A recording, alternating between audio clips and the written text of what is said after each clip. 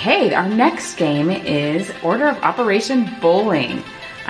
So to play this game, you will need a game board with all the pins to 10, and your partner will also need a game board as well as counters and 4 dice. Player number 1 rolls the 4 die and then writes their numbers down. I got a 1, 6, 3, and a 6. Player number 2, it's your turn. You got them? I then roll mine and write down my numbers. Crazy! I have a 6, a 3, a 1, and a 6. I think they're similar. That is so interesting. After you have written down your 4 numbers, you can do an order of operations set. So I write down an addition, subtraction, multiplication, and division, just so I know what I can do in my head. And I'm going to make an equation using parentheses. I'll take my 2 6s.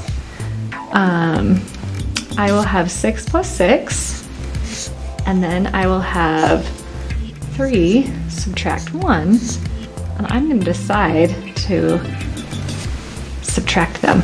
So I'll have 12 minus 2 equals 10.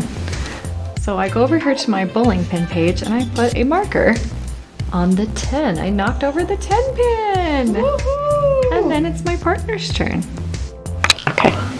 As my partner was doing her problem, I was doing my problem because we do it at the same time to see how many pins we can knock down. I did 6 plus 3, which equals 9, and 6 plus 1, which equals 7, and then I subtracted 7 from 9, getting 2, and so I covered up my 2 pin. All right, so you keep going with these same numbers that you rolled to make an order of operation equation. And in this case, I got 3 plus 5 equals 8, so I cover up the 8.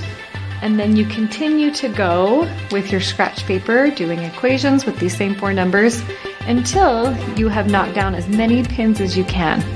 Once both partners have knocked down as many pins as they can, the person who has knocked down the most pins gets a point.